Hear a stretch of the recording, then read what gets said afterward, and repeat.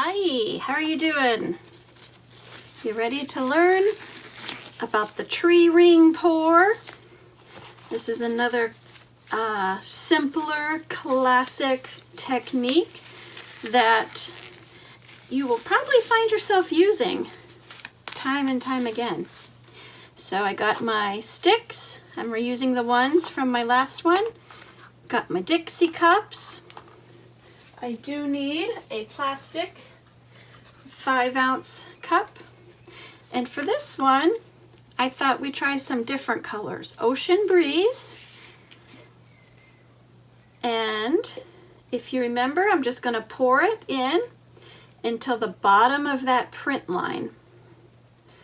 It looks like I've been using this one a lot. I'm almost out. Can always tell what my favorite colors are.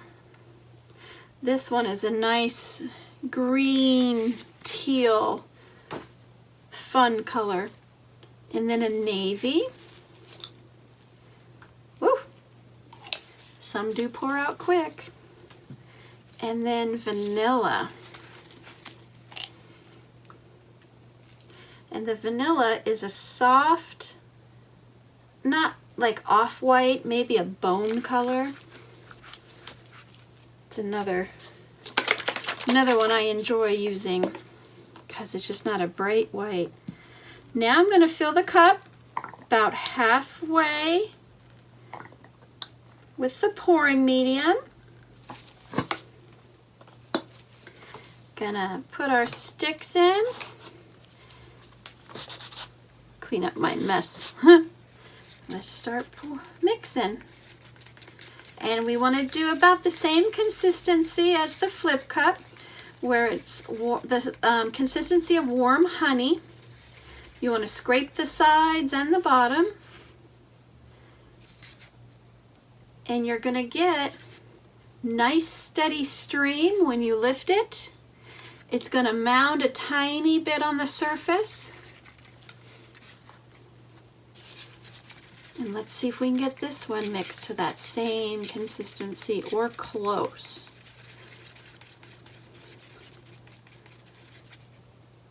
Look at there. Oh.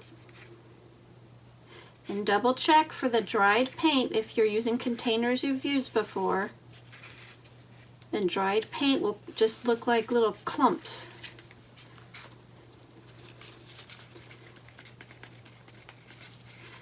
And this vanilla one, it's a little easier to mix in the white. It's a little color, but you can feel it grab the stick when you stir it. And look at there, we did pretty good with our mixing. And when you're mixing this small amount of paint, it doesn't take a long time. When you're doing the larger pieces, it's a lot of mixing. So I got myself 2 brights and a dark. I'm going to start with the vanilla. And then I'm going to go with the navy. So I'm going to go light, dark, and then Ocean Breeze, light.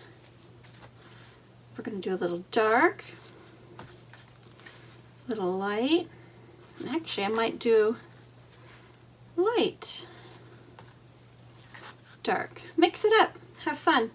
And I am layering. I am pouring it down the side of the cup so it layers on the top.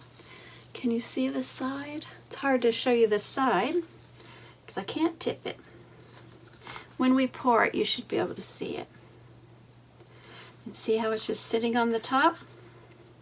You want this cup about 3/4 of the way full. Don't fill it to the top. Even if you've mixed more paint, don't fill it to the top because you'll have a hard time pouring it. So I'm going to set this aside. And I'm going to get my black paint again. We're going to cover the sides and the edges. And you'll notice me doing this with just about every piece. It's just a handy trick I've learned over the years. Because there's been times I've had pieces dry and I forgot the sides and the corners, and then trying to go back and fix it just frustrated me. So now I use black or white, or if I mixed extra of those colors, you can do that. But for this demonstration, I did not mix more than I needed because I just wanted to show you the technique and the proper amount of paint to use.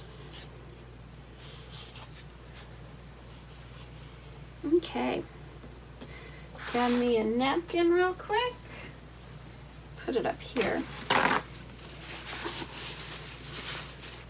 And for the tree ring, you just take it and we're going to start pouring it. You can pour it in the center. I recommend the first time doing it in the center of the canvas, but you can do it in any corner, anywhere. But you'll see.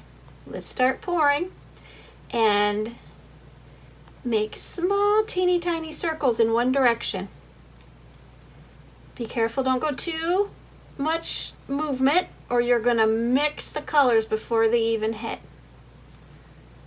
But do you see how it's making rings? Mimics a tree.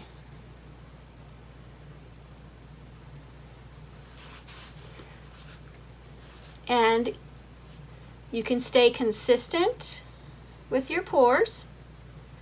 If you wanted to switch directions, you can, but I'm going to keep going the same direction. And then you can see the different colors as there, because we layered it. There's the ocean breeze, the navy, vanilla. Okay, I'm going to put my finger to grab the paint.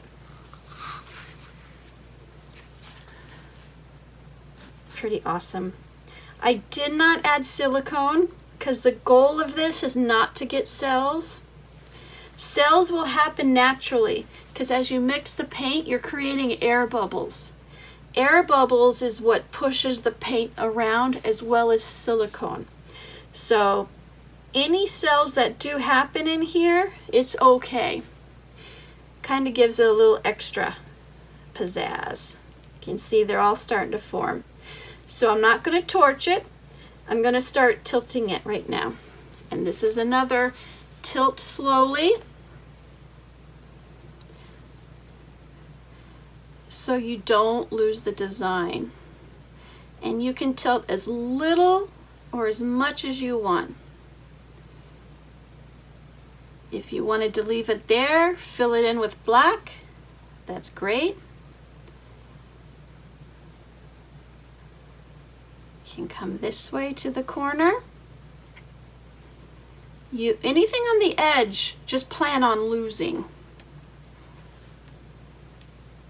Don't get your heart set on one design yet, because we're not even done tilting.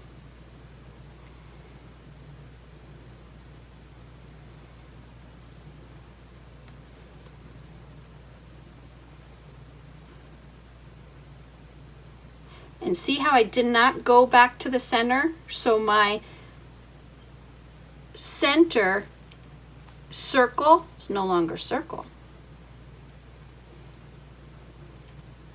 If I would have gone to the corner, center, I would have maintained that circle. But I'm seeing some fun stuff happen in here.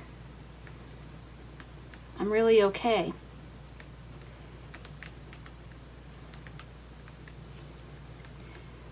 And see how much paint I still have? You do want paint on your canvas to move around. Whoop, there we go.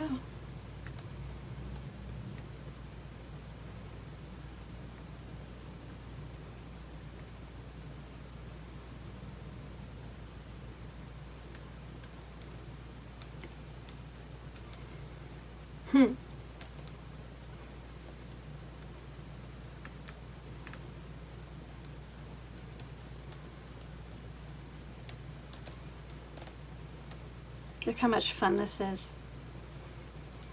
I hope you can see the possibilities, different ways you can do it. Now this right here, let me see if I can turn it, has the black. If you take your finger, slightly roll it, you're going to help encourage the paint to go over the side without tilting. And you can do that wherever you think you need to do that. I'm going to set it down now.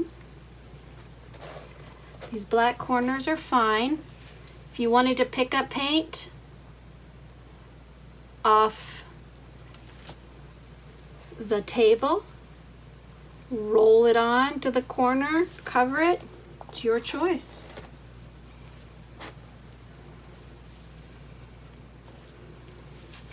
And this one, actually I like the black there, so let me grab my napkin.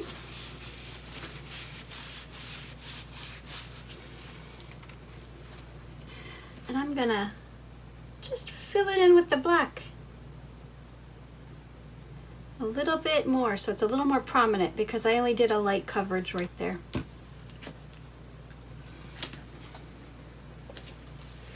And then right here, little black. So you get creative. Add color where you think you need it. I think this looks great. I'm very excited about it.